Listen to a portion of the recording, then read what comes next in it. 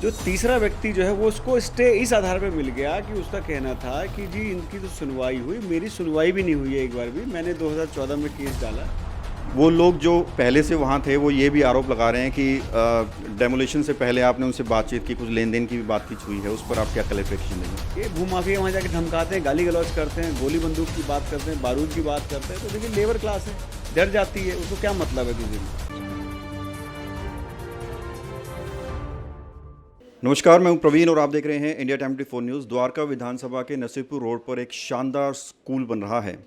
हालांकि स्कूल के जिस ज़मीन पर स्कूल बन रहा है उसके एक छोटे से पार्ट पर कोर्ट ने स्टे दिया है, लेकिन स्कूल बनने से पहले तक जो लोग उस पर फार्मिंग कर रहे थे उन लोगों ने दिल्ली सरकार के मंत्रियों और नेताओं पर कुछ आरोप लगाए हैं, जिनका जवाब देने के लिए मेरे साथ खुद विनय मिश्रा, द्वारका विधानसभा के विधायक, मौजूद हैं।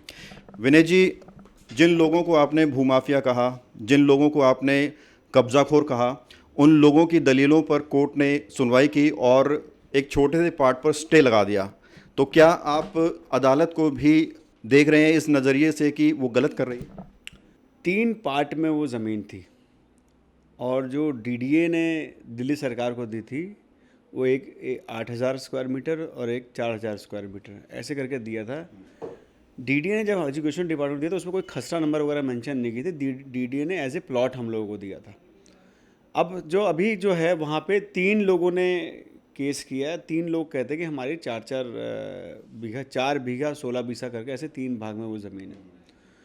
तो जो 2 भाग वाले हैं, जो फ्रंट वाले थे, दोनों केस पहले एसडीएम के यहाँ से हारे, एसडीएम से फिर डीएम के यहाँ से केस हारे, डीएम से के यहाँ से फिर एफसी के यहाँ हारे, फिर एफसी ने रिमांड बैक किया इन दोनों को।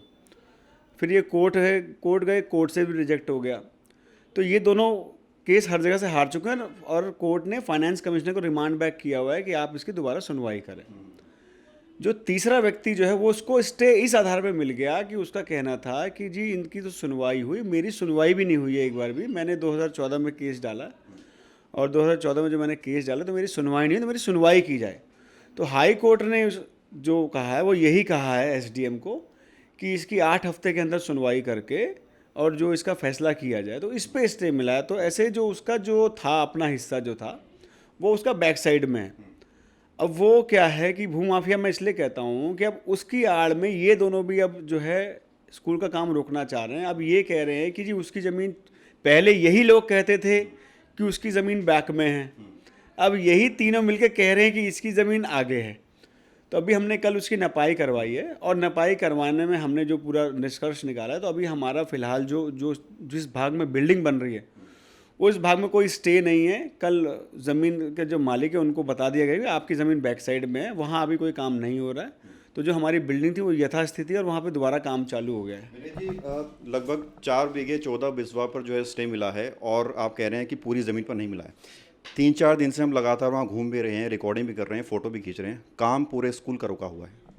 देखिए क्या होता है, जब किसी कोर्ट का कोई ऐसा आदेश आता है तो सरकारी अफसरों में थोड़ा सा उसका एक वो हो जाता है और उसकी नपाई ज़रूरी हो जाती है। और दूसरा क्या है, ये भूमाफिया हैं, ये वहाँ जाके डरा देते हैं, धमका देते हैं, तो लेबर डर के मारे भाग जाती है। ठेकेदार जो है, कोई भी देखे, कोई भी ठेकेदार, अब हम हैं, हम कहीं भी काम कराएंगे तो हमसे कोई भी लड़ेगा तो कोई। तो लेबर ने आपसे शिकायत की है कि डराया गया? हाँ, निश्चित तौर पे वहाँ पे ये लोग गए, वहाँ पे हमारी जो 30-40 लेबर थी वो डर के मारी चली गई।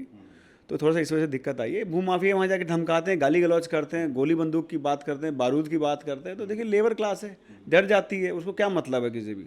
लेकिन काम आपका, कल हमारी नपाई हुई है और आज से काम दोबारा शुरू हो गया है। जो काम शुरू करने की कार्रवाई है या फिर कोर्ट से स्टे हटवाने की कार्रवाई है, इस पर आगे क्या रणनीति आप बना रहे हैं, कैसे इसको जो है कंटिन्यू करवाएंगे? देखिए कोर्ट ने एसडीएम साहब को भेजा है। अब एसडीएम साहब पूरे केस के मेरिट पे जाएंगे और पूरी कागजात को देखेंगे, जो सही होगा उसका निर्णय वो लेंगे। अब उनके हाथ में निर्णय है, अब वो इसको देखेंगे कितनी इसमें इनके कागज़ में कितनी ताकत है, ये तो वही बता सकते हैं। लगभग 2 साल पहले मनीष सिसोदिया खुद आए थे शिलान्यास करने के लिए। उन्होंने कहा था कि 9 महीने के अंदर जो है स्कूल बनकर तैयार हो जाएगा। एक फ्लोर तक नहीं बना। देखिए दो साल तो मेरे जीते हुए नहीं हुए प्रवीण भाई, 2 साल तो मुझे जीते हुए नहीं हुए। अब मतलब आप, मुझे लगता है पता नहीं किस लिए आप। टेकचंद नर्सरी पर जब बुलडोजर चला था 2 साल पहले चला था ना। 22/1/2021 को चला था। तो बुलडोजर चला हुआ अभी 1 साल हुआ है। प्रवीण भाई, और उसके बाद उद्घाटन हुआ था। उद्घाटन के बाद क्या होता है कि हम उसका नक्शा बनवाते हैं, सॉइल टेस्ट होता है, कितनी उसकी मिट्टी कितनी हम नमी है, क्या है, बाकायदा पूरी ड्राइंग बनती है, कितना सीमेंट लगेगा, कितना ईंट लगेगा, कितना जो है रेता लगेगा। तो ऐसे नहीं होता कि शुरू होता है, फिर उसका बाकायदा जो है 50 करोड़ रुपये मिला है, तो 50 करोड़ कैबिनेट से पास होकर आता है, छोटा रकम नहीं है। तो कैबिनेट से पास होके आया, 50 रुपये आया, हमने टेंडर कराया, अब काम चल रहा है। लेकिन क्या होता है, सब जगह बीच बीच में बदमाश किस्म के लोग जाके डरा देते हैं, तो थोड़ा सा 1-2 दिन डिले हो जाता है। और काम जब कोई चलता हुआ काम में अगर डिले हो जाता है, वो डिले फिर 1-2 दिन नहीं, फिर 1 हफ्ता हो जाता है। आपने कहा कि जो है बदमाश लोग वहाँ जाते हैं, गोली बंदूक की धमकी देते हैं, लेबर को रोक देते हैं, तो इसके लिए पुलिस की सहायता के लिए कुछ कंप्लेंट वगैरह लिखी है आपने? निश्चित तौर पे आज जो कल हमने नपाई कराई है, और उसके बाद हमारे जो एजुकेशन की टीम है वो उनसे बात करी एसएचओ साहब से, और एसएचओ साहब इसमें देखेंगे, संज्ञान लेंगे इसमें, और जहाँ लॉ एंड ऑर्डर की बात आएगी, बिल्कुल निश्चित तौर पे पुलिस नेक काम हो रहा है, अच्छा काम हो रहा है, सरकारी स्कूल बन रहा है और यहाँ के बच्चों के लिए बन रहा है, तो सभी इसको संजीदगी से देख रहे हैं, और सभी डिपार्टमेंट लोग इसको ईमानदारी से काम कर रहे हैं, और कोई भी इसमें बायस्ड नहीं है। स्कूल के लिए सब ईमानदारी से काम कर रहे हैं, कोई मेरा प्राइवेट स्कूल नहीं बन रहा है, वो सरकारी स्कूल बन रहा है, और यहाँ के बच्चे वहाँ पढ़ेंगे, तो सब इसमें देख रहे हैं। आपने एक वीडियो भी जारी की थी जिसमें कहा कि ये विनय मिश्रा का स्कूल नहीं बन रहा है, मेरा कोई पर्सनल प्रॉपर्टी नहीं है। वो लोग जो पहले से वहाँ थे वो ये भी आरोप लगा रहे हैं कि डेमोलिशन से पहले आपने उनसे बातचीत की, कुछ लेन देन की भी बातचीत हुई है, उस पर आप क्या क्लैरिफिकेशन देंगे?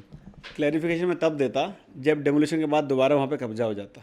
अगर मेरी मंशा अगर होती, ये बहुत कोई भी समझदार आदमी जो है इस चीज़ को देखता है। आप एमसीडी के काम को देखिए, बिल्डिंग टूटती है, बिल्डिंग टूटने के बाद पता नहीं क्या सौदा होता है, 10 दिन बाद बिल्डिंग खुल जाती है, रिपेयर होकर बिल्डिंग बिक जाती है। लेकिन यहाँ पे ज़मीन खाली हुई, ज़मीन खाली होने के बाद 1 महीने के अंदर स्कूल बनना शुरू हो गया। अगर मेरी मंशा अगर कब्जाने की होती तो उस पर स्कूल कभी नहीं बनता, बाउंड्री की टूटने के बाद दोबारा वहाँ बाउंड्री खड़ी हो जाती। लेकिन मेरी मंशा कभी ऐसे नहीं थी। और विपक्ष के लोग हैं, जब उनको मेरे काम पे कोई जब उनको दाग लगाने का मौका नहीं मिलता, इस तरह के दाग लगा रहे हैं, और ऐसा दाग पॉलिटिक्स में लगता रहता है, इसी कोई परवाह नहीं करता मैं। अच्छा, लोग बहुत एक्साइटेड हैं ये जानने के लिए कैसा स्कूल होगा, क्या कुछ ढांचा होगा और कब तक वो बनकर तैयार हो जाएगा? देखिए 100 कमरों का स्कूल है विद एक एमपी हॉल और एक स्विमिंग पूल भी उसमें रहेगा पीछे बैक साइड में, जिसमें अभी हमारा जो झगड़ा चल रहा है वो जगह हमारी एमपी हॉल और वहाँ पे हमारा जो है ये था। बिल्डिंग 100 कमरों का बन रहा है, और एक ही और बहुत ही न्यूनतम टेक्नोलॉजी से बन रहा है, नई टेक्नोलॉजी से बन रहा है, और सारा लैब होगा, अच्छी सुविधाएं होंगे, और वर्ल्ड क्लास स्कूल बनेगा, और अपने आप में पूरी दिल्ली का एक मॉडल स्कूल बनेगा। कब तक ये जो है बनकर तैयार हो जाएगा? देखिए, अगर इस तरीके की विघन आती रहेगी तो मैं कैसे बताऊँ आपको। अगर विघन नहीं आएगा तो हम 1 साल के अंदर स्कूल तैयार कर देंगे।